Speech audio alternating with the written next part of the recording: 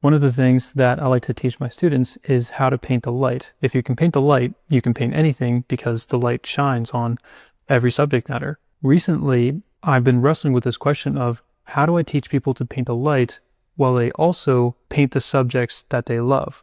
This came up with one of my newer students who's been painting for a few years already, so they have some experience, and they want to paint birds and flowers. They don't want to paint spheres and cubes, the kind of geometric shapes that instructors like me really like to focus on. Spheres and cubes don't motivate her. How many times have we not painted just because we weren't motivated to?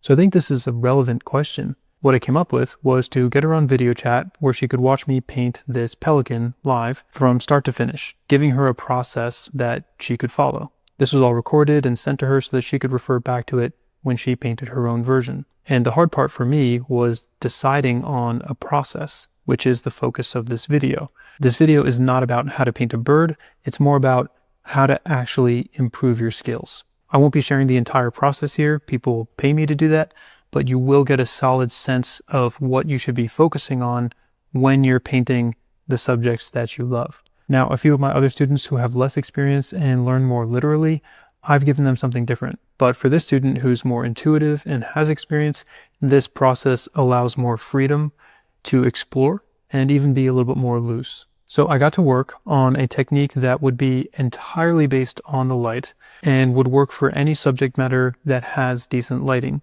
The end result would be something like an underpainting, kind of like you're drawing with paint. And we did use a transfer sketch here to lock in the proportions. The focus is on painting light and turning form. We're not focused on improving freehand drawing right now. We can do other exercises for that. So I showed her how to make a proper transfer sketch, not just tracing out lines, but actively understanding the image, breaking it down by light and shadow and its edges. This gives us a drawing that provides direction from the very beginning. It's like a map to the finish line. I needed to make sure that the process had nothing to do with the object being painted. No technique for the texture of feathers, no technique for painting eyes. So much of what I do as a teacher is dismantle this idea that we're painting a bird here. We're just painting light and shadow. It just looks like a bird by the time we're done painting the light. These are exercises. We're not trying to make beautiful paintings here. We are trying to improve our skills. I also needed to make sure that the painting couldn't hide behind stylistic choices. So many artists, even professionals, are hiding their lack of fundamentals through their stylized paintings. So instead, this process objectively measures every decision that you make based on the light and shadow. Every question is based on the light. Every criteria you must meet is structured by the light and shadow. Is the light shining on this or is it not? Yes or no. Is this a form edge or a cast edge? Yes or no. And these are questions that are independent from your application. Maybe your brushwork didn't achieve what you were aiming for, but I would still know if you thought something should have been a gradient or should have been a sharp edge, for example. And that's how I could gauge your level of understanding as far as decisions are being made. And because the decisions are independent, that's what opens up the freedom of application, where you can try to capture a choppy gradient. Maybe you succeed, maybe you fail, but the decision to make the gradient was still there. So this process has all of the rigidity of the objective fundamentals, but there's still lots of room to play inside. It's kind of like a sandbox. This color you mix has to be brighter than this, but darker than that. As long as you meet that criteria, have fun, explore. Right, so I chose a pinkish reddish color for the painting. You can choose any color to do this because we're making value decisions, how bright and how dark things are based on the light and shadow.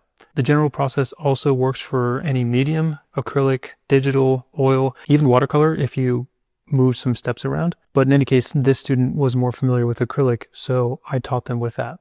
A couple important notes if you decide to try this yourself instead of reaching out to me for coaching.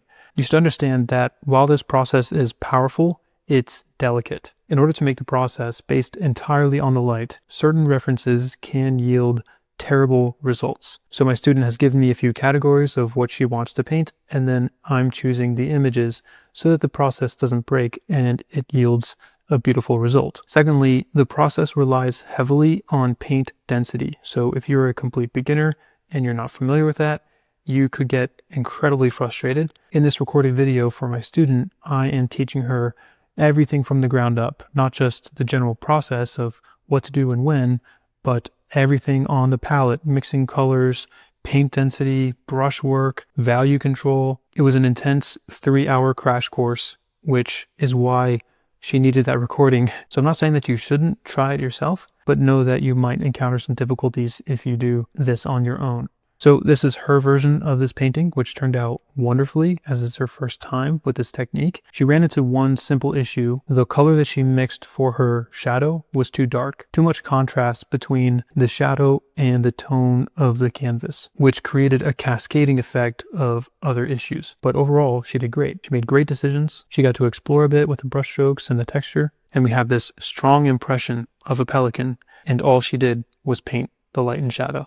Now that she has this training, she can take just about any photo that she likes as long as it has decent lighting, and she can bring it to life through this process. She doesn't need more training videos from me. She's making these quick painting studies. She sends me a photograph of her work, and then I give her a recorded video critique, much like what you see on this YouTube channel. In my coaching, it's been really fun to, explore these questions like, does our painting process actually rely on fundamentals, or is it relying on an object? Like, if your process for painting a sphere doesn't work for painting a face, your process is lacking the fundamentals. This is a really good question you could be asking yourself. Does my process actually adhere to the fundamentals, or am I just borrowing cheap YouTube tricks that I'm seeing online, like using a palette knife to paint mountains? Like, come on, there's fundamentals, and that's not it. That's potato chips. So check your process, make sure that you're learning the fundamentals. If you're learning the fundamentals well, and if you're painting by the fundamentals, you can paint what you love. But sometimes finding how to do that can be unique to your situation. That's a big reason why I've shifted a lot of my focus into coaching one-on-one, is we have unique situations that call for unique solutions. I'm still offering free critiques for people who are drawing and painting. So you can check out the link in the description. If you have already gotten a critique from me and are interested in coaching, then you should have my email and you can just reach out. All right. Have a beautiful day.